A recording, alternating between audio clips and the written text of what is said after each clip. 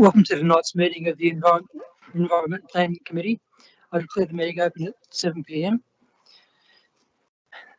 Acknowledgement of country. I'd like to acknowledge the Bidjigal people of the Eora Nation, who are the traditional custodians of all lands, waters and sky in the Georges River area.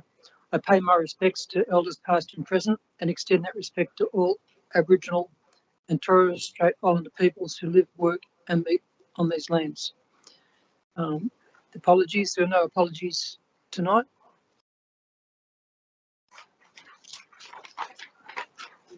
And there were no requests to attend via audio-visual link.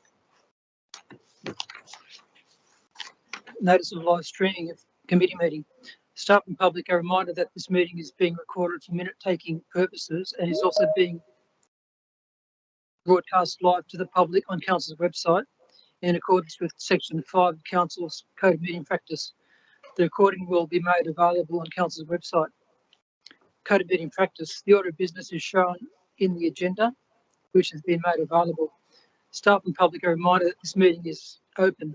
Doors to the meeting room are to be left open unless the meeting moves into a closed confidential session, according to Section 14 of the Code of Meeting Practice. Only if the meeting moves into a closed confidential session will the public broadcasting of the meeting be suspended. Council's Code of Meeting Practice prohibits the electronic recording of meetings without express permission of Council.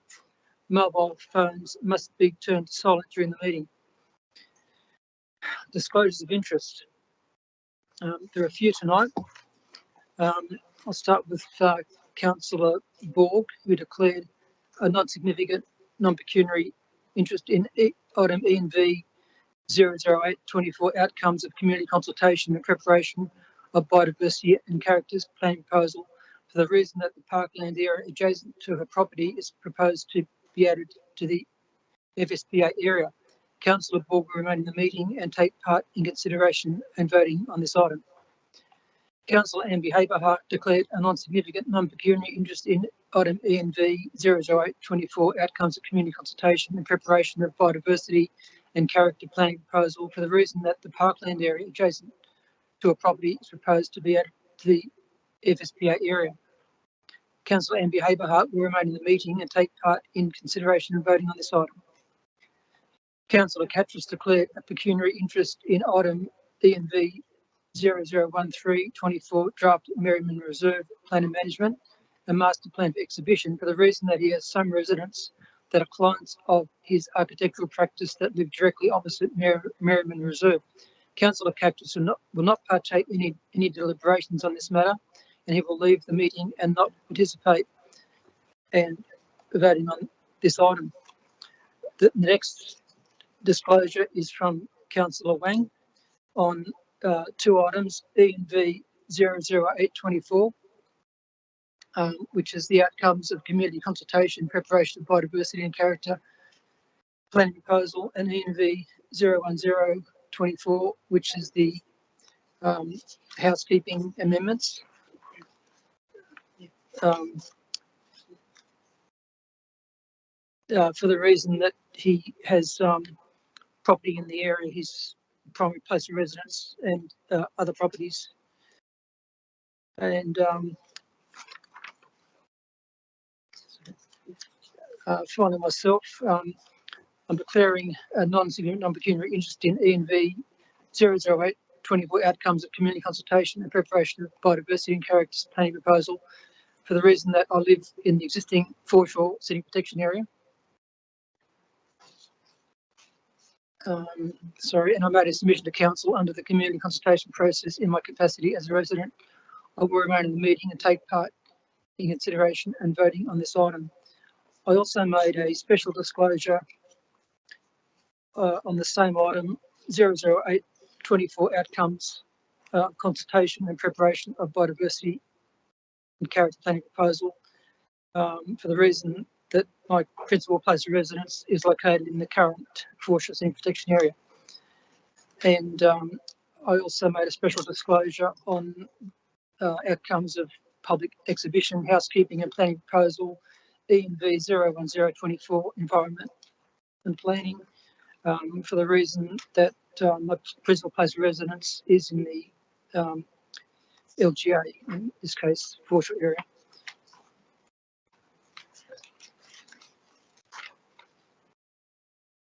And finally, another one from Councillor Katras on ENV 00824, outcome of community consultation and preparation, biodiversity and character planning proposal.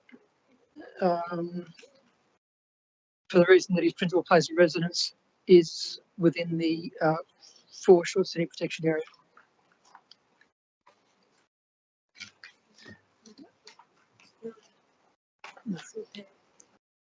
Did you have an interest, Councillor Jamieson, to declare? Yeah, we did a non-significant, non-pecuniary interest for the housekeeping one, 010, purely for the fact that there is no pecuniary interest, but we do have property in there, but it's purely an administrative with no pecuniary interest in there. Have we got a copy of that? Online. Okay.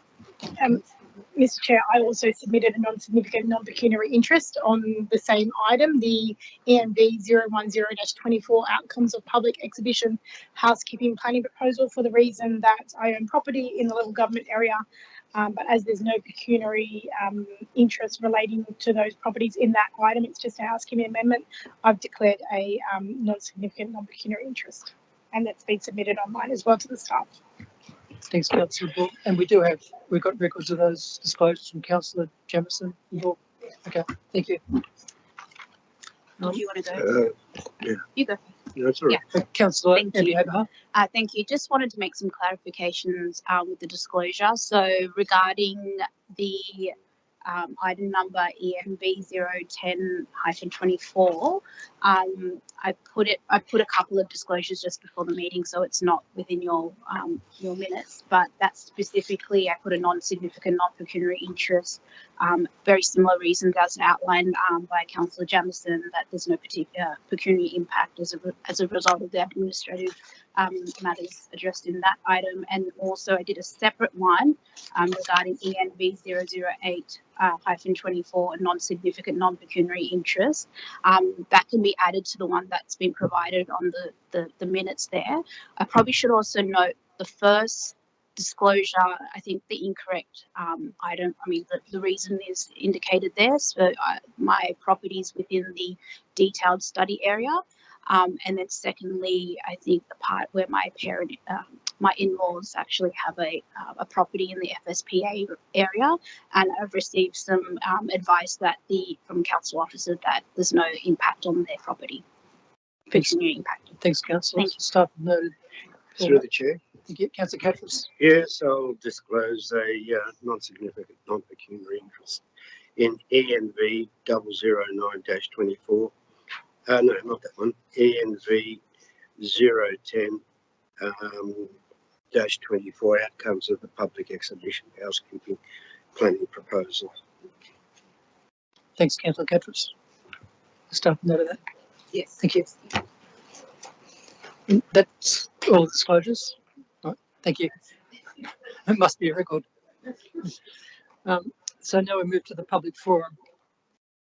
And the first speaker will be Sylvia Nilsson, speaking in person on ENV 008-24, outcomes of community consultation and preparation of biodiversity and character planning proposal.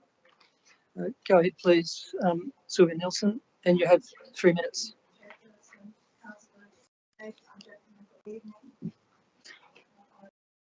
Thank you. Thank you for this opportunity to speak to the biodiversity and character planning proposal. Council is to be commended for its excellent work. I wish to concentrate on 2 recommendations in this item. Firstly, the amendment to the foreshore scenic protection area. The current FSPA clause 6.6 has largely served the LGA well. Submissions made in November 22 raised concerns about proposed areas to be removed from the clause. These concerns do not appear to have been addressed. Consequently, I'm against the removal of land from the clause for the following reasons. Foreshore land and areas of high biodiversity value such as Oatley Park are not well served by removing adjoining land from the clause, leaving no buffer for protection. This buffer needs to remain because between increasing urban densification and natural bushland, and as a reservoir for habitat areas for native fauna. This matter has been raised before, and yet while the issue of a buffer is recognised on page 18 of Council's report, item 32, and I quote, "The existing FSPA acts as a buffer that protects the biodiversity of Oakley Park and should not be reduced." It is still not addressed in the report. And another point, the land proposed for removal includes areas visible from Georges River and vice versa. It is not possible to separate out scenic and from biodiversity values entirely, and the existing clause recognises this. Removing this land will diminish the amenity of these areas and reduce their character values. Also, this land is not then included in any of the proposed local character area, biodiversity area, unique character or green corridor areas. A proposal to decrease the FSPA will do nothing to enhance the local character of the areas removed from it, nor of the attractiveness of the LGA overall. I ask that the existing land in the clause be retained in recognition of the importance of environmental values. Retention of the land in the clause raises community awareness of both scenic and biodiversity values. Removal of this land reduces community awareness of these values. The second point I wish to make tonight is additional objectives for clause 6.12. This is on landscaping, item 7.8 on page 30 of your report. It includes an objective for retaining and strengthening the green and leafy character of the LGA, including trees in the private domain that contribute, etc.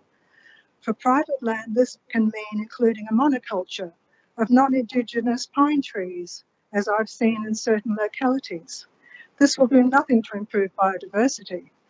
Rather, I ask Council to adopt a slight change to the wording of the objective to substantially improve objective outcomes so that the objective reads, retaining and strengthening the green and leafy character of the LGA, including through locally Indigenous trees on private land. Thank you.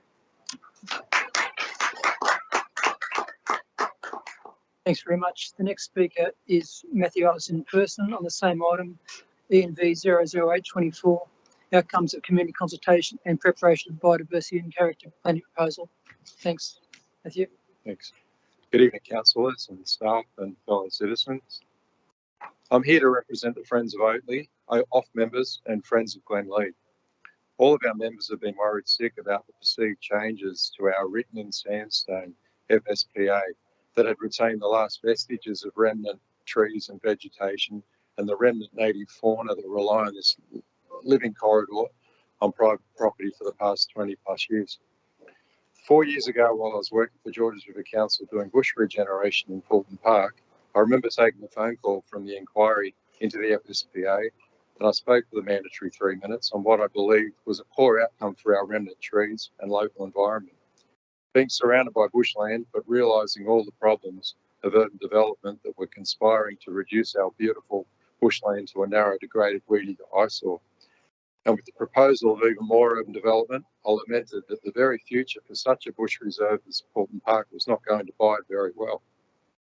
4 years on, we have a new council, a new general manager, and a bevy of professional planners led by Merrill. And with this amended plan for the FSPA and biodiversity corridors, I believe that what we have here is a much better outcome for our local natural environment that seemed improbable not so long ago. Let's hope that the theory is translated into practice. We applaud the future-proofing plan to develop biodiversity corridors to facilitate the movement of native fauna beyond their previous habitats. I hope that our community get on board with this grand idea to celebrate our place in the world, and that they see the merit in growing, at the very least, small locally native trees, preferably bigger ones, as a way of defining their affinity with this unique nation of ours. We can raise the flag and sing the national anthem, but if we continue to destroy what is left of our original flora, then acknowledgement of country will be hollow words indeed. How can we acknowledge a land that would be unrecognisable to country that existed only 200 years ago? In regards to the biodiversity corridors, we at OFF are successfully collaborating with Council and Greater Sydney Landcare Network to turn barren treeless council reserves into brand new habitat full of brand new locally Indigenous trees. On the 13th of April, we'll be planting 1,500 new trees and shrubs into a prepared area of 2,000 square metres in Beale Reserve, Peakhurst. This is the first planting for 2024, and we have plans for another 7 sites throughout the LGA that have been wanting for such treatment for decades.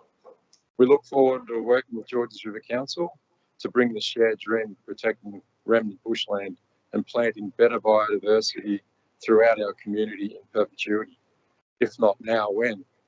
If not us, then who? Thank you. Thanks, Matthew. The next speaker is Jessie Cordick on ENV 01024, planning proposal housekeeping amendments to Georges River LEP 2021. Go ahead, please, Ms. Cordick. So good evening, everyone, councillors and fellow friends. As you said, my name is Jessie Cordick and I am the owner, together with my husband Elia Cordick, of property affected land 9 Roberts Lane, Hurstville. We understand that the changes are to be additional permitted use of residential flat and supplementary to those permissible uses currently in place within the LEP. We have read through the documents prepared for the Council's Environment and Planning Committee, and it does not appear to have anything specific about submission we have made on the 2nd of February 24. I have here a copy of the submission we have made through the external town planning group called Council Approved Groups on our behalf. If you wish to read it, unless you already have read it, please consider reading through it, as it is very important that our matter is not overlooked. Please note, Ray White from Hurstville has been trying to sell our property for 18 months, unsuccessfully. Our property in the heart of Hurstville has not been able to attract a sale of any value due to the restrictions on our property, and therefore we are left isolated. And we continue to absorb extreme costs associated with the rates and the land tax. We have tried to convey that to the council through various communications, as it was continuously dismissed. It is important that action is taken now during council's housekeeping amendments to rectify our position. Would you like me to read some of the submission that was made, or are you okay with that? If you like, I can. That's fine. You can just go with the speech, but you can leave that out if you like. I'm done. We've got it on record in the agenda. You have. So the actual submission, you have a record of it?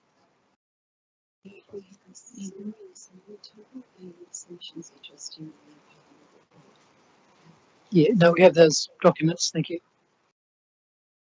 You have the documents? Yes? Yes, thank you. Thank you very much. Thank you. Thank you for listening.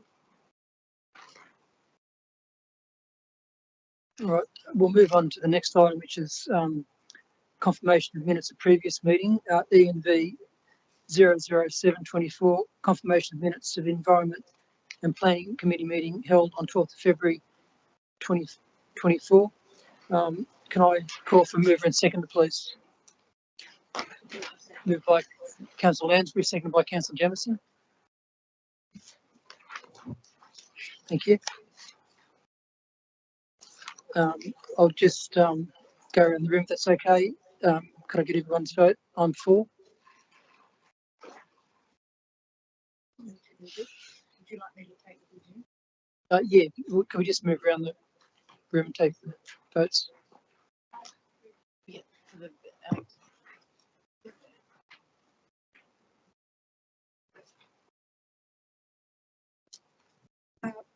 Councillor Marnie? For. Councillor Borg? For. Councillor Amy Haberhart? For. Councillor Jamieson? For. Councillor Catrus? For. Councillor Lansbury? For. Councillor Wang. Oh, he's gone. Okay, I'll declare that carried. Thank you. The next item is the committee reports ENV 00824 outcomes of community consultation and preparation of biodiversity and character planning proposal. Before we move to mover and seconder, I'd like to get Ms. Quinn, who's our Principal Strategic Planner, to give an overview. Thank you, Ms. Quinn. Thank you, Mr. Chair. Through you. Is it okay if I give an overview first and then address Ms. Nelson's questions? Yeah, for sure. Yeah. Thank you. So for item ENV 008-24,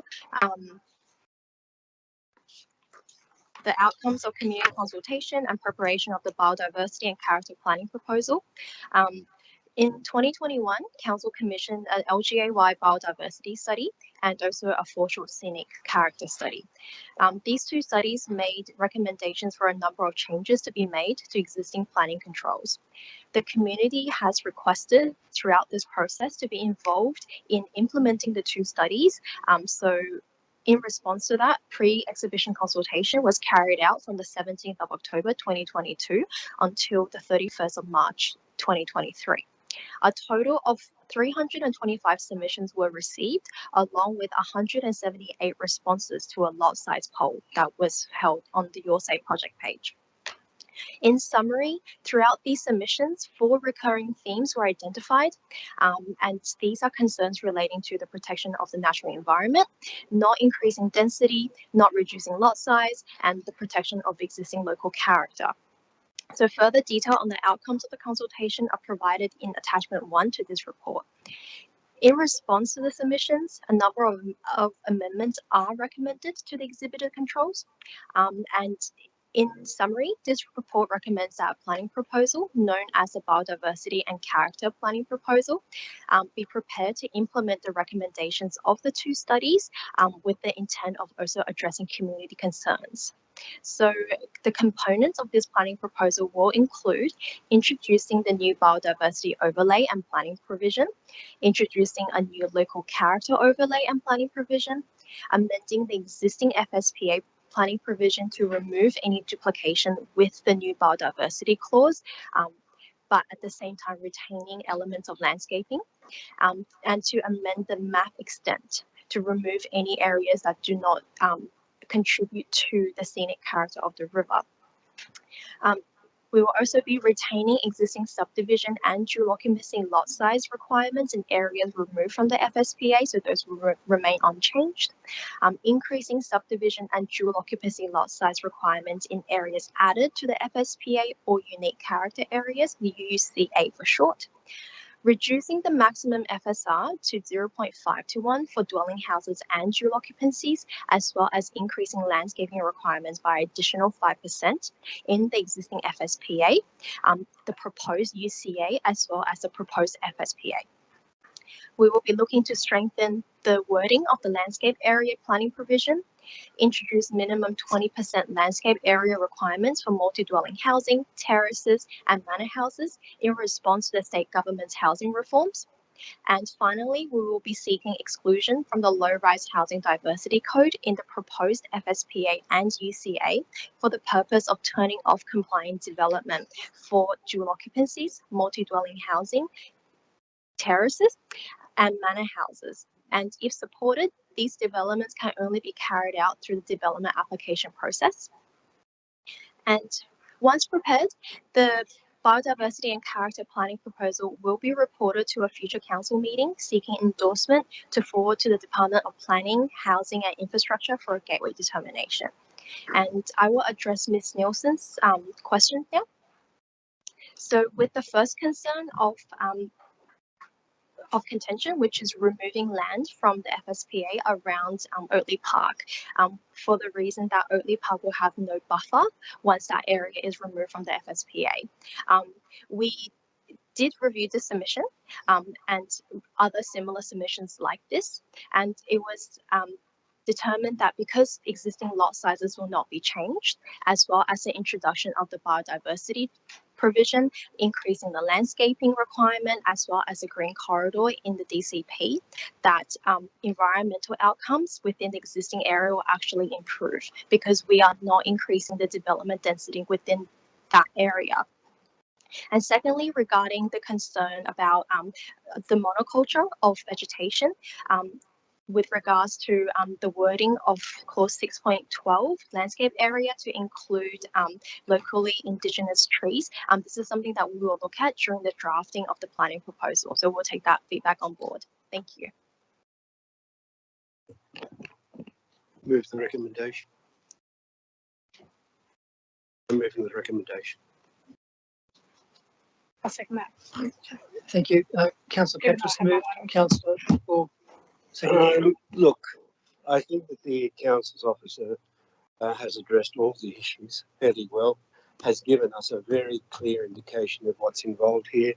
The whole, I do understand the concerns that the first speaker had and the commendations that the second speaker had. I've got to say, I've got to commend the council staff. The director has, Meryl Bishop has done a very good job in directing this, and the manager and the staff of strategic planning have also done an excellent job through Catherine Mullen. Look, we've come a long way. I do believe we've come a long way from the first community consultation that started in April and then ended up in May 2020. It was quite interesting. We had 1,153 submissions, which were quite a number of submissions. And then we had over 400 submissions indicating they didn't want the reduction in the foreshore scenic protection area. Again, when you look at the second line of community consultation, which went from the 17th of October 2022 until the 31st of March 2023, we ended up getting a total of 325 submissions, and those two had some problems with the foreshore scenic protection area. Look, this is a pretty comprehensive document and fairly technical, and I think that might be a little bit of a problem, but I will say in simple terms, without repeating what the council officer said, in simple terms, what it's doing is basically establishing the lineage, if you like, of the foreshore scenic protection area. But what's most important is that it's actually introducing unique character areas. Now, those unique character areas are specific focuses, if you like, on various unique characters of various areas. And I draw your attention to the diagram on page 36. Well, that actually establishes the actual foreshore scenic protection area, but the diagram before that, after that, on page 38, establishes the unique character areas. Now, I've discussed this with the director and the strategic planner, and basically what they're doing is identifying the unique character of every specific area and breaking it up into garden suburbs, naturalistic, bush, suburban, etc., etc. It's about 6 or 7 categories. I won't go over those. But the good thing about that is those categories are going to have a specific requirements through the preparation of a specific development control plan. And the other good thing about that is that the increases in the requirement for the geooccupancies to happen is going to be the same as the foreshore scenic protection areas, and the subdivision requirements are going to be the same as the foreshore scenic protection areas. And that to me was a very good initiative of the council officers to actually focus on those specific areas and say, this area needs this, and this is what we've got to protect in simple terms. So I say that it's a very good report, and one thing which I think is a risky one, but it's going to go to community consultation. You're dropping back the maximum floor space ratios for both dual occupancies and dwellings to 0.5 to 1. I agree with it because there are so many McMansions being built around there with the 0.6 to 1 and the 0.55 to 1, and therefore that 0.5 to 1 is going to pull those back. Thank you. Thanks, Councillor Catras. Would Deputy Mayor Borg like to speak, being the seconder? Yes, if I could please, Mr Chair, thank you. Firstly, I would like to acknowledge the Director of Planning, Ms Bishop, the Manager of Strategic Planning, Ms McMahon, and Ms Quinn, Council Strategic, Principal Strategic Planner, and their teams for the huge amount of work that is being done to bring us to this expert strategic report being brought before the committee tonight. As we all recall, back in 2020, there was a huge community outcry over the proposed reduction in the existing FSPA in the western part of our LGA, with over 400 residents writing submissions at that time. Council's expert planning team has worked collaboratively with the community and with councillors to hear our concerns and your concerns, undertaking extensive and genuine community consultation, whilst also balancing the demands and the directions from the local planning panel and the Department of Planning. I fully support this recommendation that's been brought before us tonight to prepare the biodiversity and character planning proposal.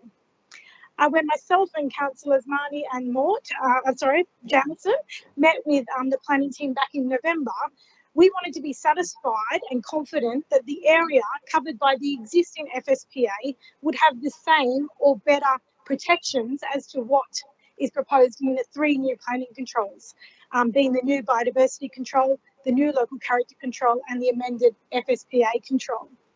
The current FSPA in the Georges River LEP 2021 has 6 objectives, which our speaker mentioned tonight, and I'm satisfied that these 3 new controls provide equal or better protections for the areas covered by the existing FSPA. And I'll outline the 6 objectives now and my reasons why I believe the new controls provide equal or better protections.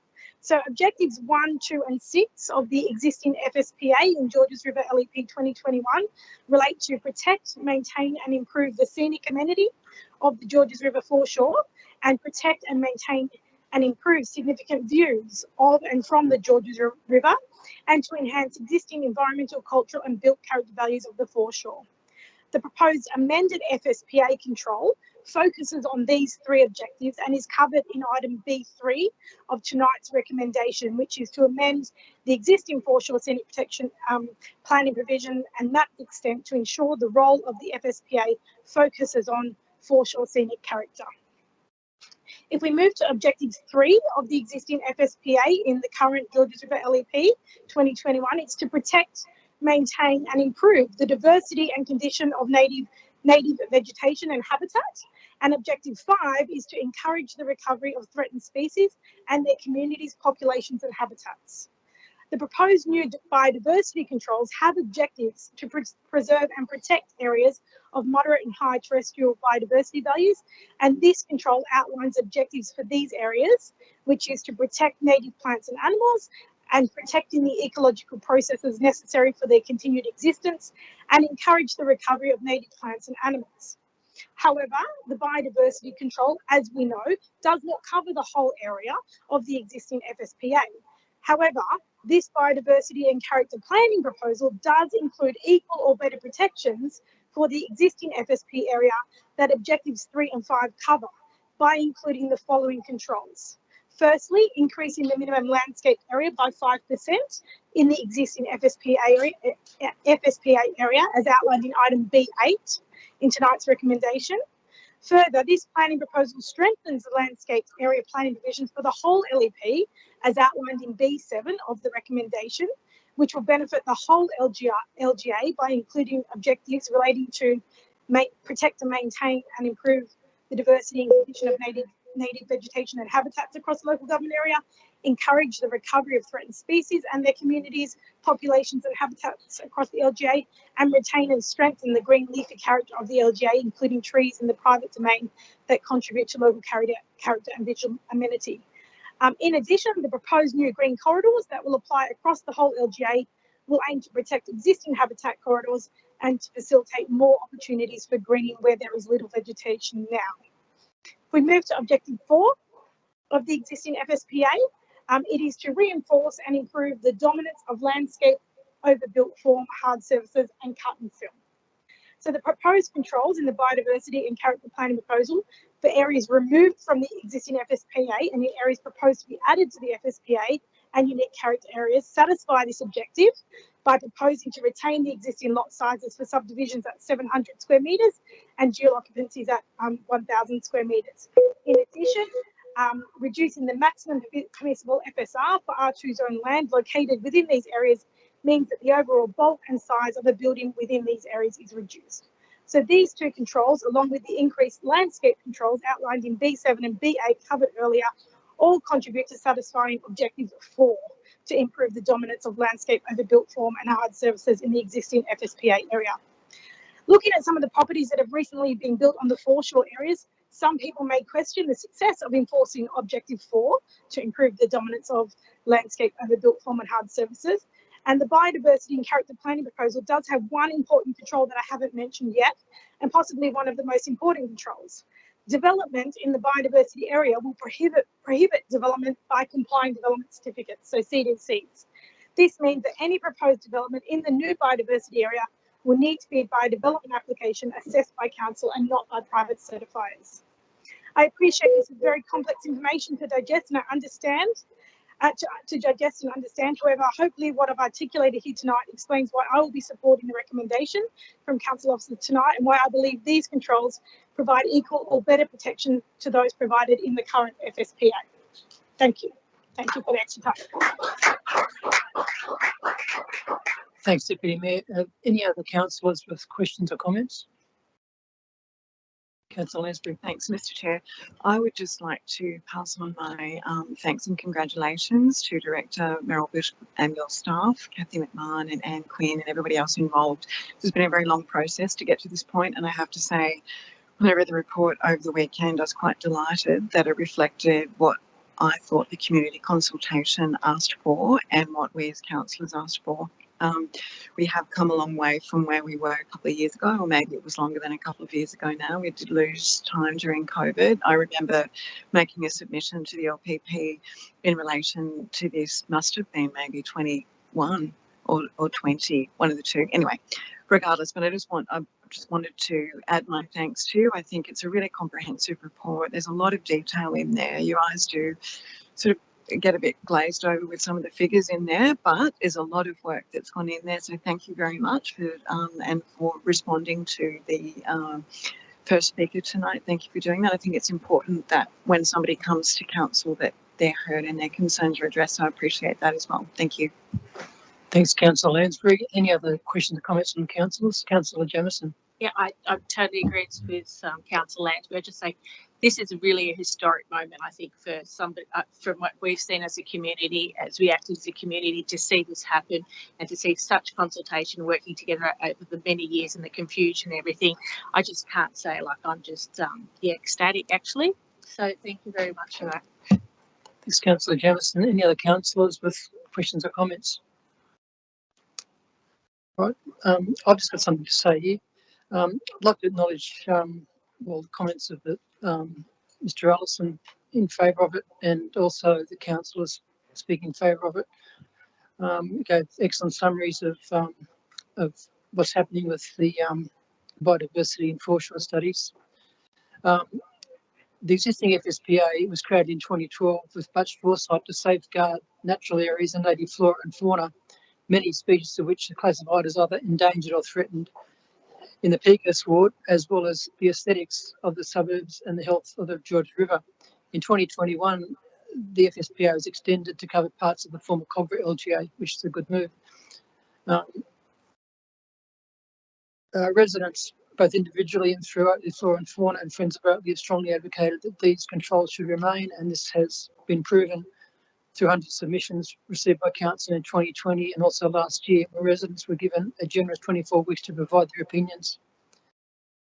I firmly believe that this recommendation is an excellent result for the environment and accurately reflects the wishes of so many of us who highly value the incredible biodiversity and habitat which is facilitated by our trees, bushland, parks and reserves, and private gardens, and of course the Georges River. It is also a testimony to the expertise of the Director, Environment and Planning, Manager Strategic Planning, and to their staff who so closely and carefully listen to the wishes of the community. Australia as a whole is not doing well in the conservation stakes, with the loss of thousands of native vegetation and animals through natural occurrences such as drought, flood, bushfire, plus man-made events such as land clearing for farming, mining and development. As someone who has been an avid conservationist since my teenage years, I sincerely hope that the federal, state and territory governments and councils across the country follow the superb environmental lead which will be set by Georges River Council. That's all I've got to say. I'd like to ask the Director for comments as well now. Thank you. I'm not giving you a lecture, I'm saying thank you to you. It has been a very long journey, and we have been, by the members of the gallery here today as well as you, we have been challenged over the years and challenged by a group of you that have got far greater expertise than Kathy and Stephanie and Anne and I have in this space. So I thank you for challenging us, because what that made us do was to go back and look at our approach and look at ensuring that we had a strong methodology and strong evidence around what we were trying to do. So in relation to biodiversity, in relation to scenic character, and in relation to local character, what do we do with the built form overdevelopment that we were hearing, and what we do with landscaping. So I think we have, taken that information on, and we, as I say, you've really tested us. You really have. But I would also like to thank the members of this committee, because you have guided us and made this happen this evening. Again, you've asked us some very detailed questions about, why is this, why does that happen? Also making us think and testing our expertise. But I think in the end, we have come up with something that really will work. I think, and what I think it will do in the whole, I think we may get it through the department. I can't guarantee that, but we will try our best to get it through the department with a planning proposal. And of course, I would like to thank my staff as well, Kathy, Stephanie and Anne, for, as I say, hearing all sorts of crazy ideas, and we threw all sorts of stuff around, but I think we came out with a good outcome, so thank you.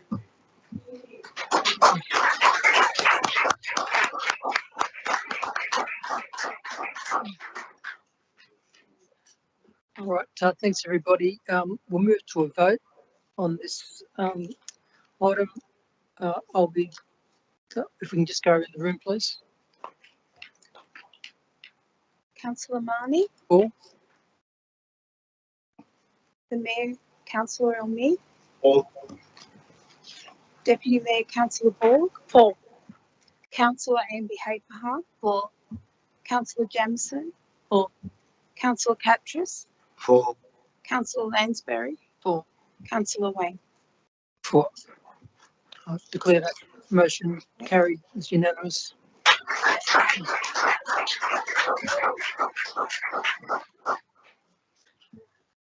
The next item is ENV 00924, revised population and dwelling projections for Georges River local government area.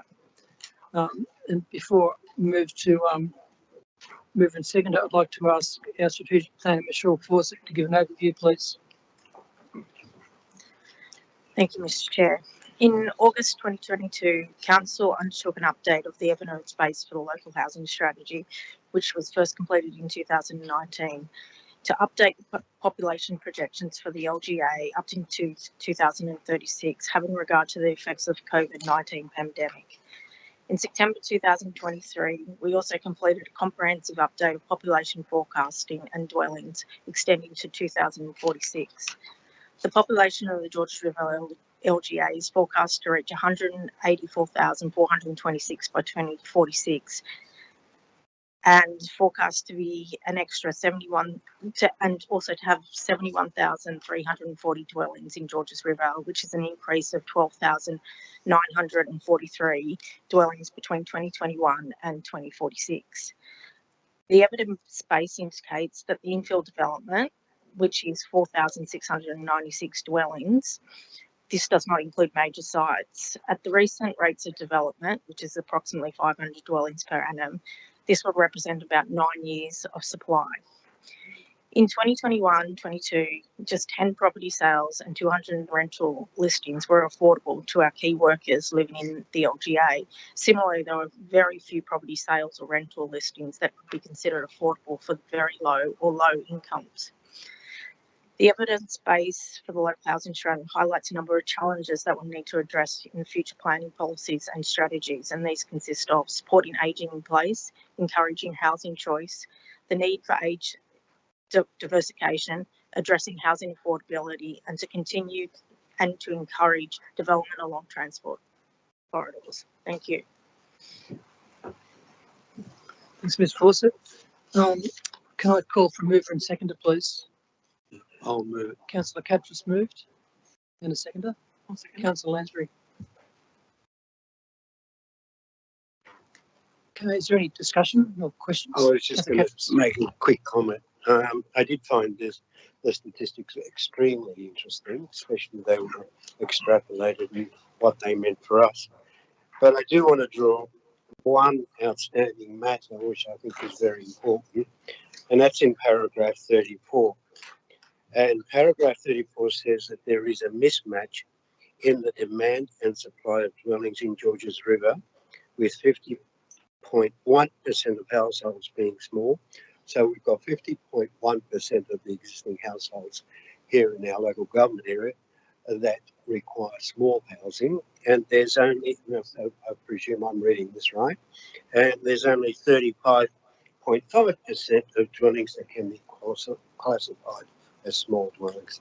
So our serious issue is not so much building more penthouses. Our issue of building 3 to 4 bedroom penthouses, our issue has got to do with building smaller dwellings, because we just don't have the supply for the population that we have. Apart from that, I commend the statistics and the information to all the councillors and to the community. Read them, they're very interesting. Ms. Councillor Catras. Councillor Lansbury, would you like to, any other questions or comments from the councillors? In that case, I'll put the motion. If we go around the room, please. Councillor Marnie. For. Councillor, the Mayor Councillor Elmi. Deputy Mayor Councillor Ball. For. Councillor Amby Haperhart. For. Councillor Jamieson. For. Councillor Catras. For. Councillor Lansbury. For. Councillor Wang. For. It's unanimous. Declare that carried. The next item is ENV 01024, outcomes of public exhibition, housekeeping planning proposal. And before we go to any discussion, I'll ask Ms. Porter, strategic plan, to give us an overview. Thank you. Yep, through the chair, the purpose of this report is to advise the outcome of the public exhibition of the housekeeping planning proposal, PP 2023/2. The PP seeks to make a number of minor administrative and housekeeping amendments to the Georges River LEP 2021, which have arisen since it first commenced in October 2021. In June last year, Council resolved to forward the planning proposal to the former Department of Planning and Environment for a gateway determination. And the gateway determination required a number of changes to the PP that was submitted, the most significant being the removal of a proposed amendment to introduce a minimum non-residential FSR in the E2 commercial centre zone in Hurstville. The Hurstville Strategic Centre has always been a non-residential zone. However, recently the state government, through the Housing SEP, introduced residential accommodation by permitting build-to-rent accommodation. The intent of the housekeeping amendment was to ensure the continued provision of commercial floor space and ensure job targets could be met in the Hurstville Strategic Centre. And it's understood that the amendment was not supported by the department given their current focus on increasing housing supply. As a result of this, council may need to review the ongoing use of the E2 zone and its relationship with residential and non-residential land uses moving forward.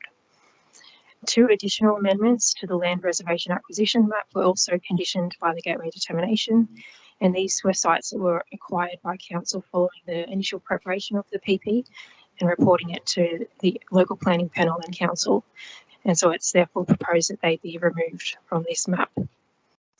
And the PP was exhibited from the 6th of December 2023 till the 26th of January 2024. We received 1 community submission from a landowner affected by an amendment seeking to allow an additional permitted use of residential flat buildings over a part of their land. The submission is addressed in the report, but just to summarise their concerns, it was around a previous LEP amendment which involved a local road widening for Roberts Lane, Hurstville, which has resulted in a reduction to the developable area of their property. The submission did note that this matter has already been finalised, but requested that this housekeeping amendment increase the height and FSR for their land to compensate for the lost development potential. Unfortunately, this request cannot be accommodated in the housekeeping PP, as it's not a minor housekeeping amendment, and it would need to be considered further in the broader context of the Landmark Square precinct through a separate planning proposal to justify its strategic merit. 2 submissions were also received from public authorities, which were Transport for New South Wales and Heritage New South Wales, and neither raised any objections to the PP. No changes are required to the exhibited PP as a result of the submissions, so it is recommended that it be adopted by council so it can be forwarded to the Department of Planning, Housing and Infrastructure for gazettal. Thank you. Thanks, Ms Porter. Now could I call for a mover and seconder? I'll move that, Councillor Mr. Chair. Borg and Councillor Apar. Thank you. Is there any discussion or questions from the councillors? No discussion? In that case, I'll put the motion. Can you just go around the room, please? Councillor Marnie. For? Mayor Councillor Elmi. For. Deputy Mayor Councillor Ball. For. Councillor Amby-Haperham. For. Councillor Jamieson. For. Councillor Catras. For. Councillor Lansbury. For. Councillor Wayne. For. Thank you. It's unanimous. I declare that carried.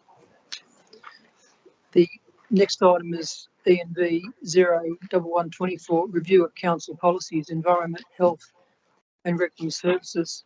Before we move to any discussion, I'll ask for Mr. Andrew Spooner, who's the Manager, Environment, Health and Regulatory Services, to give us an overview. Thank you. Thank you, Mr. Chair. Now for something completely different. Councillors, before you, you have 4 policies which were adopted by Council in 2021 and 2022. These policies are used on a regular, I wouldn't say daily, but regular basis by Council staff and contractors in the execution of their work. What we're hoping to do is seek Council's endorsement to place these policies on public exhibition for a period of 60 days, during which time we will do targeted consultation with key interest groups as outlined in the individual sections of those in the report. At the conclusion of that exhibition period, it's intended to come back to Council with community feedback and move forward with those policies.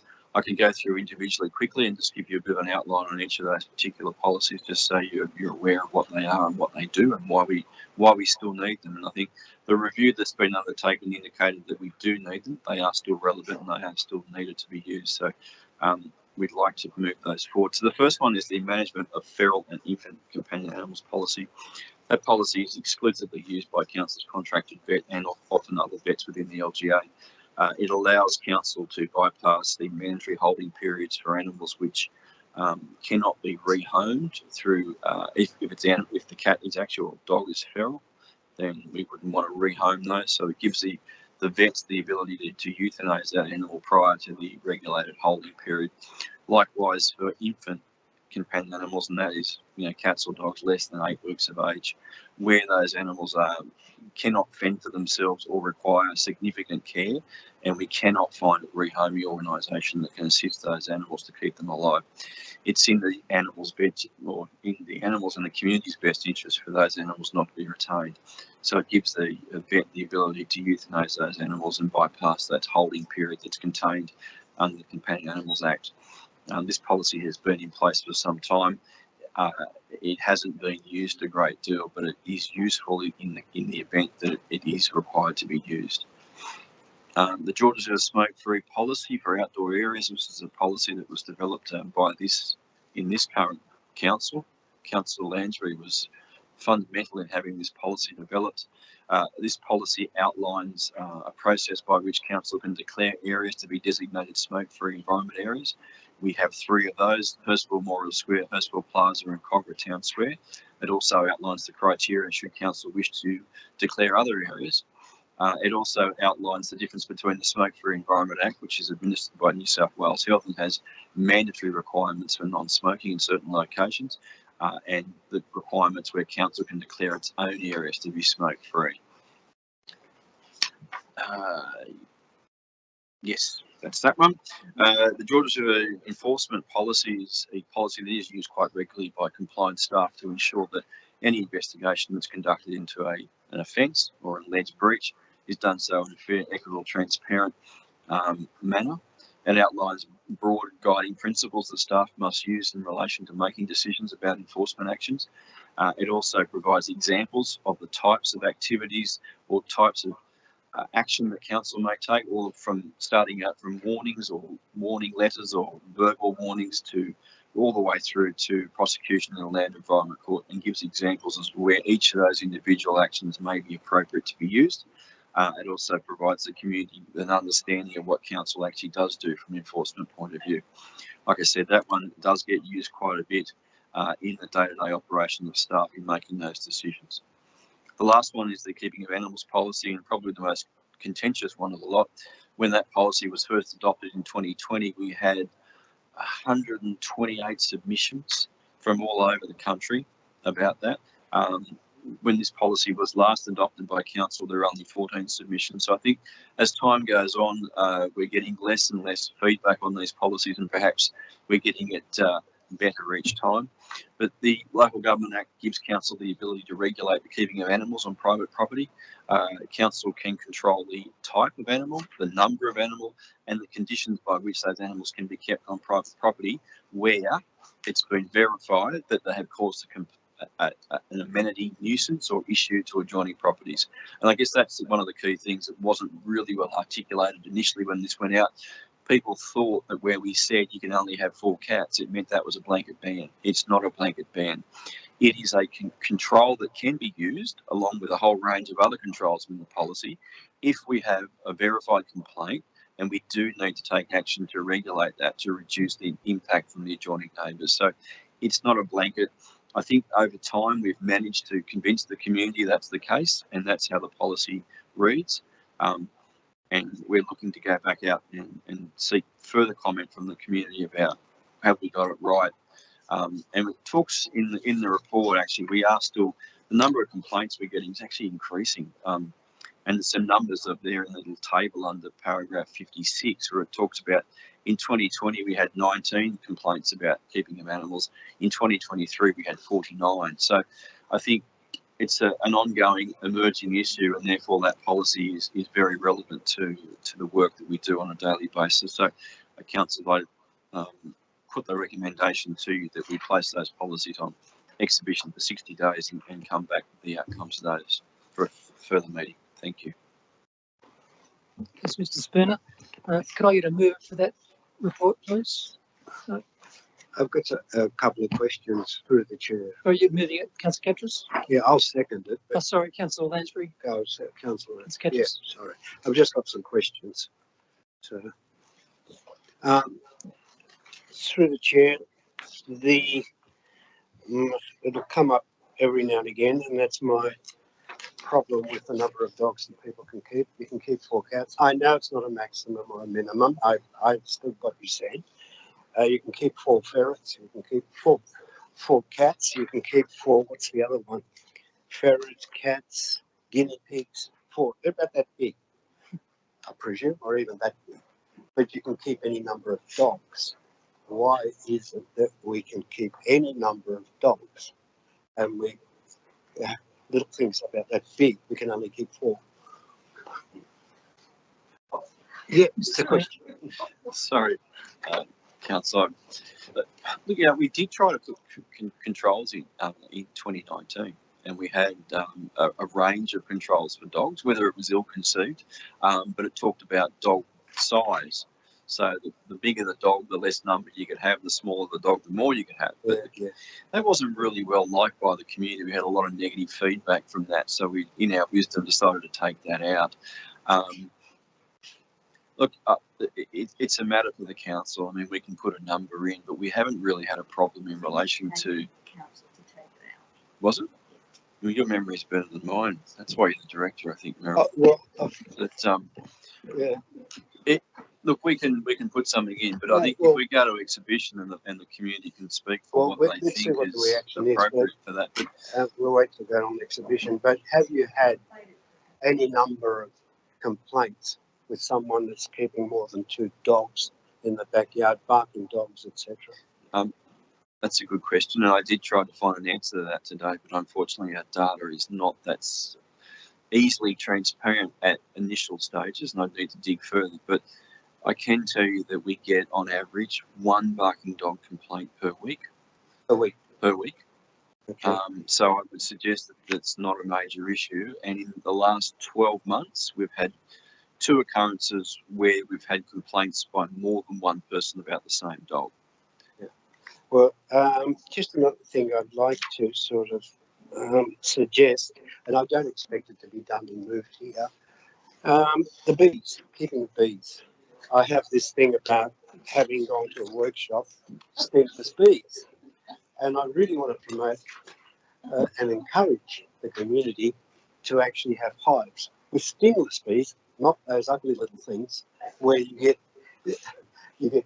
could get an allergic reaction.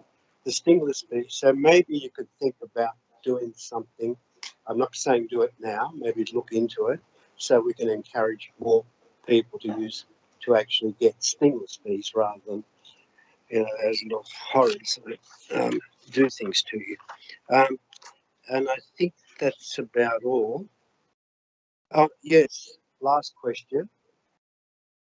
Does the Local Government Act still deal with pit bull terriers, Rottweilers, and all those dangerous dogs that I keep hearing in the news attacking little children? How does it deal with that? Through on that, Mr. Chair. And that big black dog, what's it called? It played in one of those movies as a Lassie. No, not. You're referring to a Rottweiler, I suggest. The one which had the possession of the devil or something. I can't remember. The big black dog. Was it a Rottweiler or a Doberman Pinscher, that's that thing. Through you, Mr. Chair, the control of dogs and cats is primarily under the Companion Animals Act, not the Local Government Act. So, whilst there are controls in here about dogs and cats, the primary control legislation is the Companion Animals Act. There are controls there for dangerous dogs, restricted breeds, which you've mentioned a couple, which aren't actually restricted breeds, but they're large dogs. So most of those controls are actually elsewhere, and what this document tries to do is complement what's in the Companion Animals Act, not so much compete with what's in it, because we can't obviously put provisions in there which are in excess of what the Companion Animals Act requires. So I guess we're talking chalk and cheese and different legislation. Thanks, Councillor Catrus. Councillor Lansbury, did you have any questions this second? Not necessarily, but I just would like to just comment that it's really interesting that the documents have been in effect for a little while, but we don't actually have to review them. So they're working very effectively, which is very refreshing to hear. We may get some comments from public exhibition that may enhance them, but you know, all four policies are working well, so well done. Thanks, Councillor Lansbury. Do any other councillors have questions or comments? Councillor Jamison. Yep, sorry, I just have a practical question. When are they all going to go out at the same time? And is it going to be on your More Say page? And when is that going to be? Like, Through the chair, as soon as we can after the council resolution. So I expect probably early April. Yes. Thanks, Mr. Spooner. Any other questions or Yeah, comments? I just wanted to just acknowledge in, I think, point 34, I think the council officers have said that during the exhibition period, a communications campaign will also be conducted to educate the community on responsible pet ownership. So I think, thank you for that. I think that's in response to some of our councillor requests. So thank you for including that. Thanks, Deputy Mayor Borg. Any other questions or comments from the councillors? Right, in that case, I'll put the motion. If we can just go in the room, please. Councillor Marnie, For. Mayor Councillor Elmi, For. Deputy Mayor Councillor Ball, Councillor Amby Haperha, for Councillor Jamison, for Councillor Catrus, For. Councillor Lansbury, For. Councillor Wayne. For. That was unanimous. Okay, declare that carried. Thank you. The next item is ENV 012-24, T23-005, provision of animal management services. And before we move to any discussion, I'd like to ask Mr. Spooner again for an overview. Thanks. Thank you, Mr. Chair. This report recommends the awarding the contract for animal management services. Those services are for animal seizure, animal patrols, and basically what the contractor will do is respond on behalf of council to any requests for roaming or stray animals in certain locations and collect those animals. We'll attempt to take them back to their owner if they've been chipped. That's the first response. If they can't be identified, then those animals will be transported to our impounding facility by that contractor. The particular contractor who's been recommended has been doing this service for the two former councils and this council for over 20 years. They've operated that service very effectively. The current contract expires this month, and whilst I can't give you too many details about the individual costs because it's a confidential matter and the confidential attachments would contain that, the provisions for costs are very similar to what we're currently operating under now, obviously with provision for GST, which has made this a fairly simple process. Even though we only had one tender, it was a fairly simple process. And in saying that, this is not a common practice. Most councils will undertake their own animal impounding services themselves through their rangers units. This council and Bayside Council are the two councils I'm aware of that have a contractor to do that. It is very cost effective for us to use a contractor to do that. And I guess we're just fortunate that this company is located not in this LGA, but very close to this LGA and can provide that service for us at a very competitive rate. And I can assure you it's much financially more beneficial for us than if we did that service in-house. I've done the figures and we're still, even probably at the end of this contract, we'll have to see again, but the term of the contract is 3 years plus 3, 1 plus 1 plus 1 additions at council's discretion. But at this point in time, it's far more beneficial for us to use the contractor and provide that service in-house. Thank you. Mr. Spooner, can I call for a mover and seconder, please? Move Councillor Lansbury, seconded by Councillor Amber Haberhart. Okay, can I ask if Councillor Lansbury's got any questions or comments, firstly?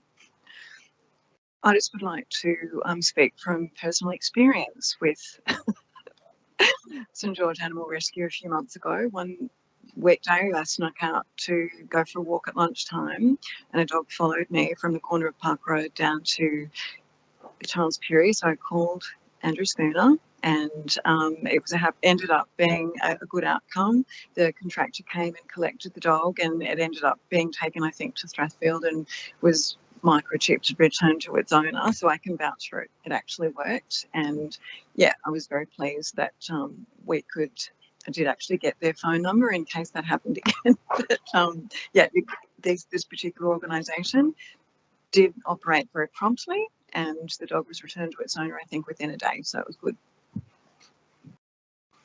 Okay, Councillor Amber Abraham, have you any questions, comments?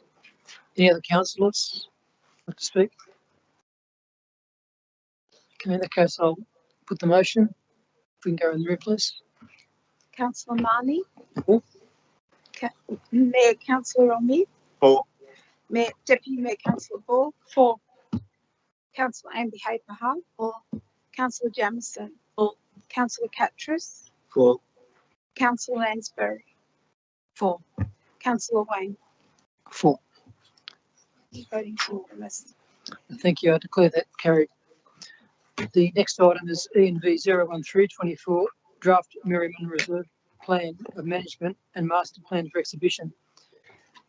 Through the chair, I'd like to be excused. I've got a pecuniary interest on this, being the last item. Yep. Good night. Thank you, Councillor Catrus.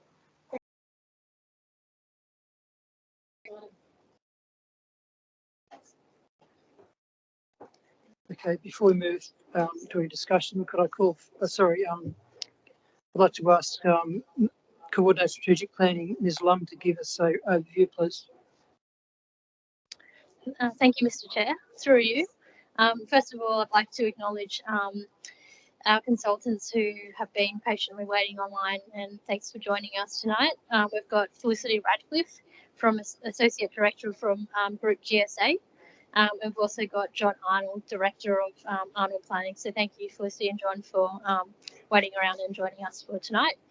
So if you've got any questions, John and Felicity here to assist, and have been working with Council on developing the master plan and the plan of management for Merriman Reserve. So just to provide you with an overview, from 9th of November to 9th of December 2022, Council sought feedback from the community on the draft master plan options for Merriman Reserve. At its meeting on 22nd of May 2023, Council resolved to prepare a draft Merriman Reserve master plan based on the exhibited option 1, which is retention of the car park in its existing location. In accordance with Council's resolution, the preferred draft Merriman Reserve master plan has been refined and a draft plan of management has been prepared.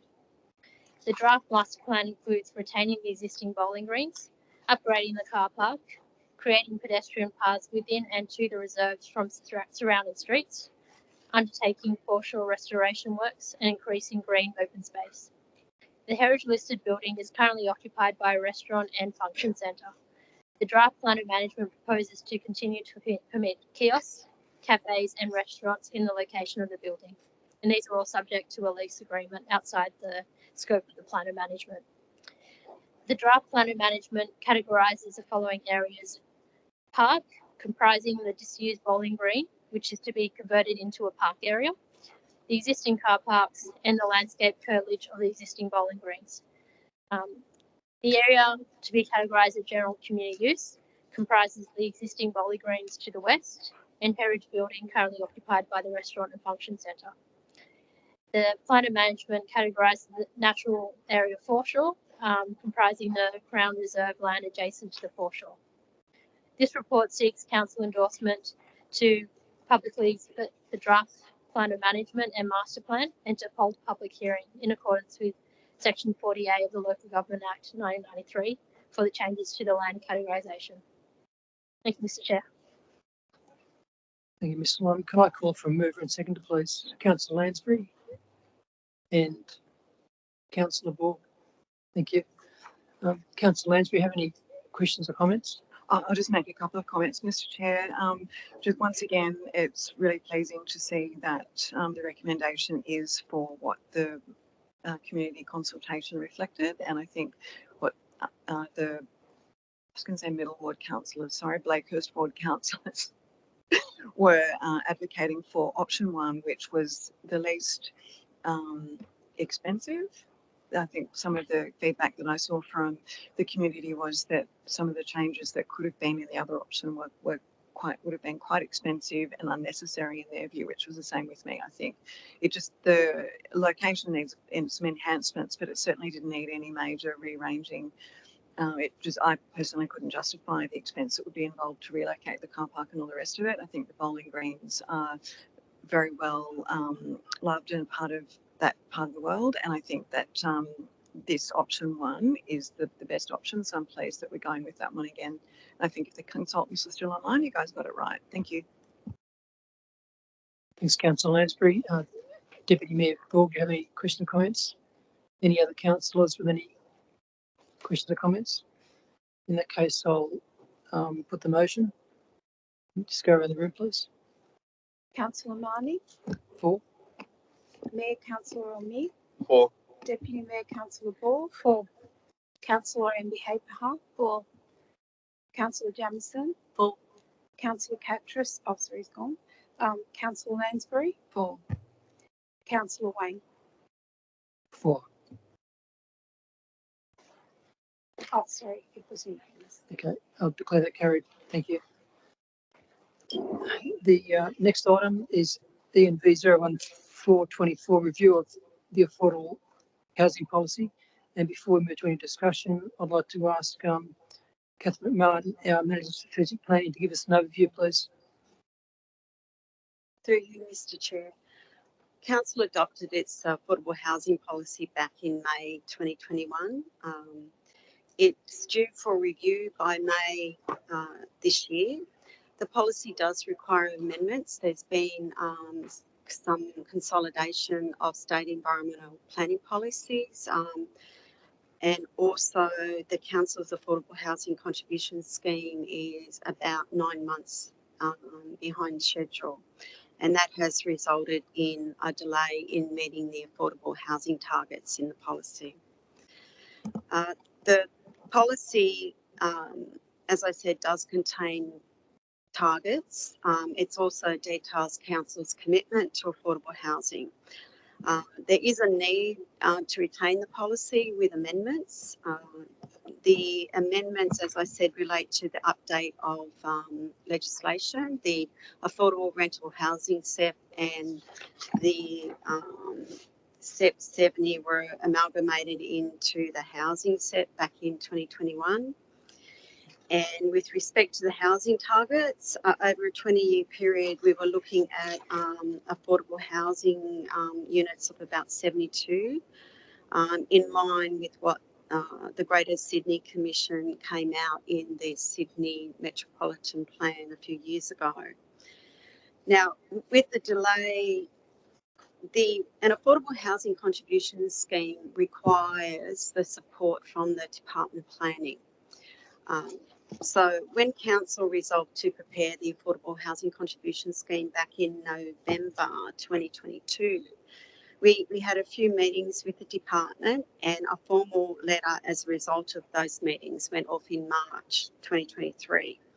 Unfortunately, we didn't receive a letter from the department for 9 months, so that has delayed any affordable housing contribution scheme and any provision of affordable housing units within the LGA with any uplift. We're currently out on quotation to appoint a consultant. We need an economic consultant to do the feasibility for affordable housing within the LGA, to have a rate for affordable housing. So we're hoping to appoint that consultant by the end of March. And then briefing in a couple of months on whether or not affordable housing will be feasible for development within Georges River and what areas of Georges River. So Clause 3 in the policy has been replaced. Clause 3 is the affordable housing targets. It's been replaced with statements to say that we will prepare an affordable housing contribution scheme. An affordable housing contribution rate will be applied by Council for new development under that scheme. And we will also seek affordable housing in any uplift through the planning agreement process.